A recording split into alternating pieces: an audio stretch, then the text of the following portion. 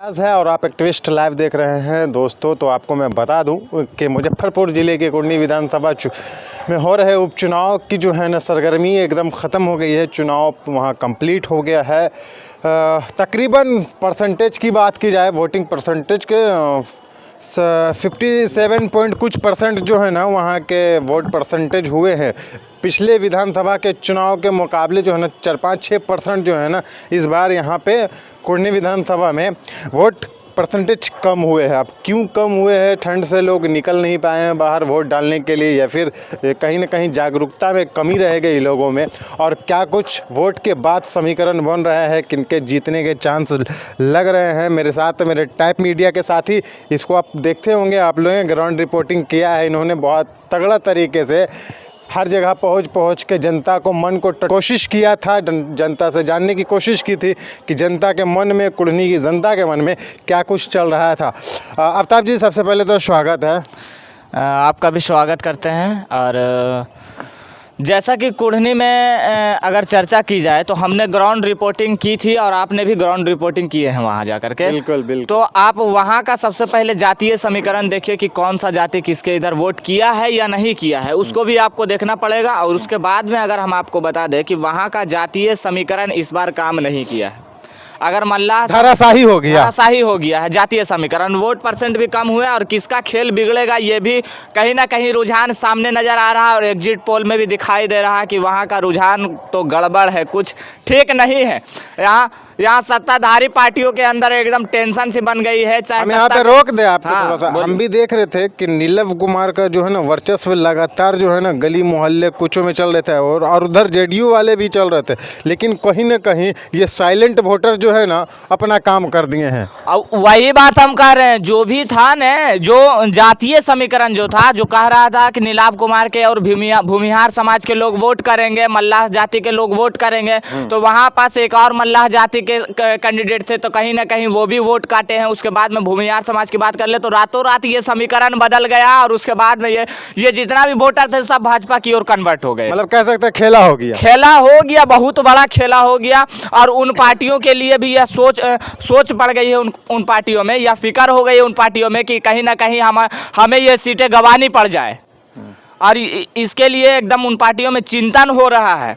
अब भीतर ही भीतर देख लीजिए, अब कहीं ना आरजेडी भी टेंशन में आ गई है, महागठबंधन भी, कहीं ना कहीं ये सीट हमारे हाथों से ना निकल जाए और भाजपा के खातों में ना चली जाए। और भाजपा भी ये सीट सोच रही है कि ये सीट हम अपने खाते में कर ले, और कहीं ना कहीं ये सीट हमसे निकल गया तो बहुत भारी नुकसान होगा। इन सबों के बीच ओवैसी की पार्टी AIMIM जो थी वहाँ, उसके तरफ कहीं ना कहीं साइलेंट वोटर थे, और साइलेंट वोटर वहाँ पास आपको देखना होगा कुर्नी में बहुत बड़ा काम करेगा साइलेंट वोटर। आफ्ताब जी, जहाँ तक बात की जाए तो जिस कुर्नी विधानसभा को कहा जाता था ना कि भाजपा जो है ना एग्रेसिव मूड में नहीं लिए, एकदम जो है ना आक्रामकता के साथ नहीं लिए, लेकिन कहीं ना कहीं हमको लगता है महागठबंधन को भापने में कमी रहेगा। ये है क्या?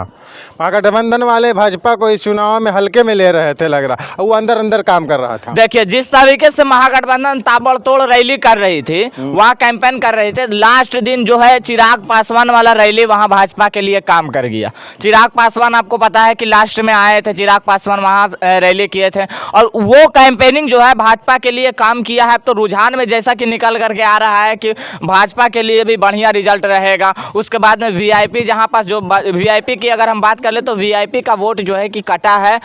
जो वीआईपी को वोट पड़ना चाहिए था भूमिहार समाज की और मल्लाह समाज का, तो वो कहीं ना कहीं कटा है और वो कन्वर्ट होकर के भाजपा की ओर गया है। तो यहाँ पास ये दोनों में तो कट ही गया, ये दोनों में तो लड़ ही गए। उसके बाद अगर हम बात कर ले इसकी महागठबंधन की, तो महागठबंधन से बहुत सारे लोग नाराज थे, वो आपको भी मालूम होगा और अच्छी तरीके से आप जानते भी होंगे कि महागठबंधन की ओर से जो लोग शहाबुद्दीन साहब के सपोर्टर थे, समर्थक थे, वो भी उनसे नाराज थे। वो अपना काम वो साइलेंट वोटर के रूप में काम किए हैं। चूंकि गोपालगंज वाला आपको देखना पड़ेगा समीकरण, गोपालगंज में आप देख लीजिए कि कहीं ना कहीं कोई नहीं सोच रहा था कि AIMIM को 12,000 से प्लस वोट आएगा। कोई मीडिया में चर्चा नहीं हो रहा रहा था कि ये कहीं ना कहीं ADM तो 4-5 हज़ार बता रहा है। 4-5 हज़ार बता रहा था, ठीक है। तो कहीं ना कहीं 12,000 वोट से प्लस लाने में कामयाब रहा। तो वही हाल हो सकता है कि कुढ़नी में भी हो जाए और खेला हो जाएगा कुढ़नी में बहुत बड़ा, समझ गए ना।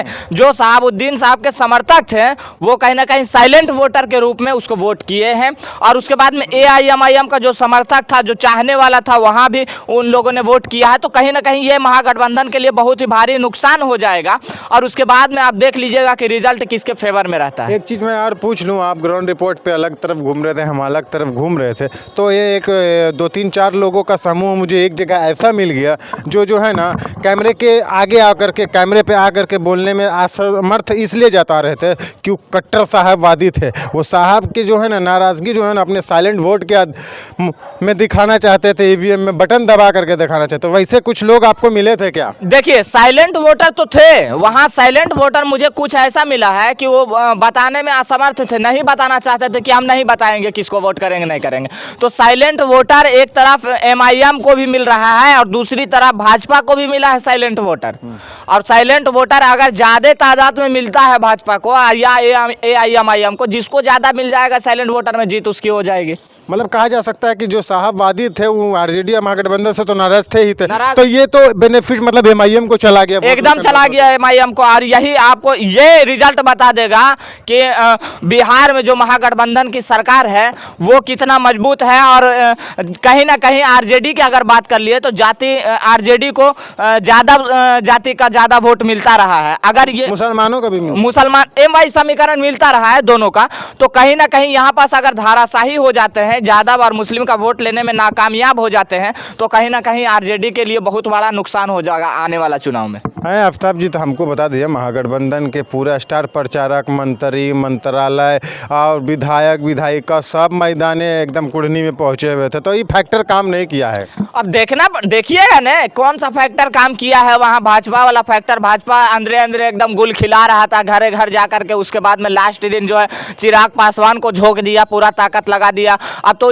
अंदर अंदर में गुल खिला रहा था, उसको भी आप देखिएगा ने। और जो जहाँ पास आप देख लीजिए तेजस्वी यादव, नीतीश कुमार, तमाम मंत्री वो पहुंचे वहाँ प्रचार करने के लिए। आप देख रहे होंगे धुआंधार प्रचार चल रहा था। और उसके तरफ आप देख लीजिए AIMIM का कौन सा बड़ा प्रचार हुआ। मतलब भाजपा बिहार में अपने 1 सीटों को बढ़ोतरी कर रही है रुझानों के अनुसार। अब तो 8 तारीख को पूरा पता चलेगा ना कि किसके खाते में सीट जाती है। अब टक्कर तो आपको देखना पड़ेगा कि ये महागठबंधन और भाजपा के बीच है। अगर बीच से AIMIM घुस जाए तो भाई वो तो कह नहीं सकते हैं। उधर से VIP भी है, जिसका खींच सबसे ज़्यादा होगा, जो रस्सी सबसे अपनी ओर खींचेगा, सीट उसके खाते में जाएगा, है ना। हाँ, मतलब समीकरण का तोड़ जोड़ कुछ उतना काम नहीं किया, समीकरण सब जो है इस बार सब पार्टियों का टूटता हुआ दिखा है ना। हाँ, चलिए, तो दोस्तों क्या कुछ होने वाला है वोट के गिनती के दिन 8 तारीख को, वो सबकी निगाहें और हम दोनों की भी निगाहें जुड़ी हुई होगी। तमाम अपडेट आपको हम देते रहेंगे, ठीक है। आप लोग मेरे चैनल को सब्सक्राइब कर लीजिएगा और मेरे देखिए क्या बोलते हैं आफ्ताब जी, बताएंगे। तो दोस्तों अगर इस वीडियो को फेसबुक पेज पर देख रहे हैं तो वीडियो को ज़्यादा से ज़्यादा शेयर कर दीजिएगा। अगर इस वीडियो को यूट्यूब चैनल पर देख रहे हैं तो हमारे चैनल को सब्सक्राइब कर दीजिएगा और बेल आइकन को दबाना ना भूलें। कमेंट में अपनी प्रतिक्रिया जरूर दीजिएगा। इससे पहले भी लगातार हम आप लोगों को कुढ़नी विधानसभा में जो सर्वे हो रहा था, लगातार हम लोगों को आप लोगों को दिखाने का प्रयास भी कर रहे थे। और ज़्यादा से ज़्यादा शेयर कर दें और सपोर्ट भी करें दोस्तों। अब तक के फॉलोवर और सब्सक्राइबर की बात कर ले तो अल्हम्दुलिल्लाह आप लोगों का दुआ रहा है, मुझे मिला है आप लोगों का प्यार सम्मान। तो इसी तरीके से आगे भी सपोर्ट कीजिए।